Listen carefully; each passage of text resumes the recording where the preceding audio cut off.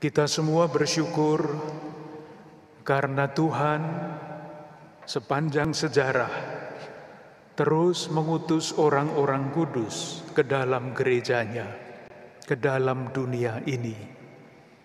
Pada hari ini kita mengenang 25 tahun wafat Bunda Teresa dari Kalkuta yang 6 tahun yang lalu dinyatakan sebagai orang kudus. Kehadiran orang kudus di tengah-tengah gereja, di tengah-tengah kita, mengingatkan kita semua bahwa kita pun mempunyai panggilan yang sama. Itulah yang diajarkan oleh gereja secara resmi, bahwa siapapun kita, murid-murid Kristus, dipanggil untuk bertumbuh menuju kesempurnaan kesucian, menuju kesempurnaan kasih, menuju kesempurnaan hidup Kristiani.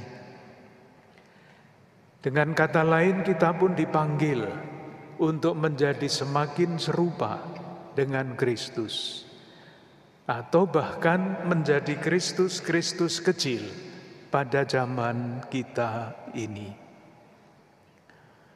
Ibu Teresa dari Kalkuta sadar bahwa beliau mempunyai panggilan seperti itu, dan hidupnya dibaca bahwa panggilan seperti itu sudah dipunyainya sejak lahir.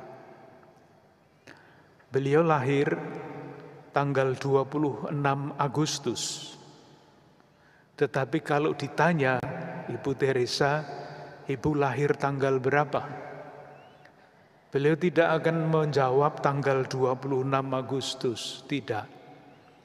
Beliau akan menjawab, saya lahir tanggal 27 Agustus. Karena pada hari itulah, tanggal 27 Agustus, Ibu Teresa dari Kalkuta dibaptis. Yang menjadi keyakinan, yang menjadi kegembiraan adalah saat ia dibaptis. Namun salah satu peristiwa mendasar yang menentukan seluruh hidup Ibu Teresa dari Kalkuta adalah pengalaman rohani.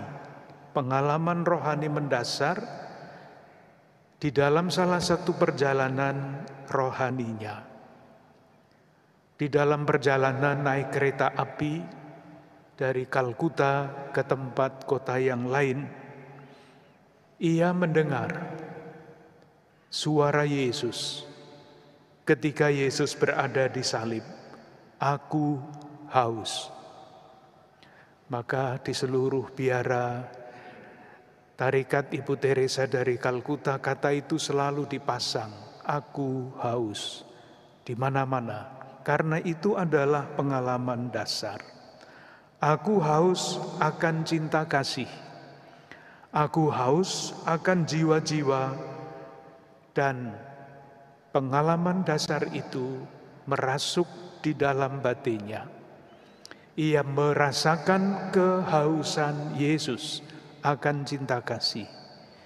Ia merasakan kehausan Yesus akan jiwa-jiwa. Dan pengalaman itu mendorong pembaharuan terus-menerus di dalam diri Bunda Teresa. Beliau meninggalkan tarekat yang menampungnya sebelumnya dan mendirikan tarekat baru. Transformasi pribadi yang berbuah pada transformasi dunia. Saya yakin saya tidak salah kalau saya mengatakan kehadiran, pelayanan Bunda Teresa dari Kalkuta dan pengikut-pengikutnya sampai sekarang mendorong transformasi gereja, mendorong transformasi dunia. Saudari-saudaraku yang terkasih, pengalaman dasar rohani seperti itu juga dapat kita baca di balik kutipan Injil yang tadi kita dengarkan. Pengalaman rohani Yesus Itulah yang menguatkan, yang membaharui, dan membuat Yesus taat sampai akhir. Dalam Injil tadi diceritakan, Yesus terus diamat-amati oleh musuh-musuhnya untuk disalahkan. Tetapi Yesus tidak kecil hati, kuat, terus setia. Kalau kita membaca Injil akan banyak kita jumpai saat-saat Yesus akan dibelokkan dalam arti yang tidak bagus. Kita pasti kenal Yesus dicobai oleh setan. Tidak taat kepada Allah, tetapi taat kepada kekuasaan. Ia dikhianati oleh murid-muridnya, dihina, dan akhirnya disalibkan. Tetapi Yesus tidak pernah goyah. Bunda Teresa meneladani Yesus yang seperti itu. Pengalaman dasarnya membuat itu semua mungkin. Pertanyaannya adalah, pengalaman dasar mana yang dimiliki oleh Yesus sehingga ia tidak pernah goyah di dalam keadaan apapun? Pengalaman dasarnya ia terima ketika Yesus dibaptis. Ketika Yesus dibaptis, ada suara dari langit yang mengatakan, "Engkaulah anak yang kukasihi, kepadamulah aku berkenan." Pengalaman dikasihi oleh Allah menjadi kekuatan yang sangat dahsyat. Yesus tidak pernah goyah, taat kepada Bapa yang mengutusnya sampai akhir. Saudari-saudaraku yang terkasih, mungkin dapat muncul pertanyaan, apakah kita mungkin dapat mengalami pengalaman dasar akan kebaikan Tuhan seperti itu? Bisa, ada banyak contohnya, tidak usah yang dahsyat-dahsyat, tetapi yang sederhana. Pengalaman Allah bisa kita terima di dalam perjumpaan-perjumpaan yang biasa. Saya memberikan 2 contoh. Ada seorang tokoh yang namanya Edith Stein, orang yang tidak percaya kepada Allah. Pada suatu saat, dia melayat sahabatnya yang baru kehilangan suaminya. Dan dia melihat sahabatnya yang begitu tabah menghadapi peristiwa kehilangan itu. Nanti di dalam buku hariannya, Edith Stein menulis, ketika itu saya melihat ketabahan ilahi, bukan ketabahan temannya, tetapi ketabahan ilahi. Dan perjumpaannya ketika melayat itu mendorong suatu proses di dalam dirinya, sehingga akhirnya dia mengambil keputusan untuk dibaptis di dalam gereja Katolik. Perjumpaan dengan sahabatnya. Dan bukan hanya itu, akhirnya Edith Stein masuk ke dalam biara Karmel yang tidak bersepatu, menjalani hidupnya sebagai orang Yahudi yang dikejar-kejar pada zaman Perang Dunia Kedua, wafat sebagai martir, dan menjadi orang kudus, namanya Santa Teresa Benedikta dari Salib. Perjumpaan dengan sahabat mengubah seluruh hidupnya. Itu orang kudus. Contoh yang terakhir ingin saya ceritakan adalah pengalaman sederhana.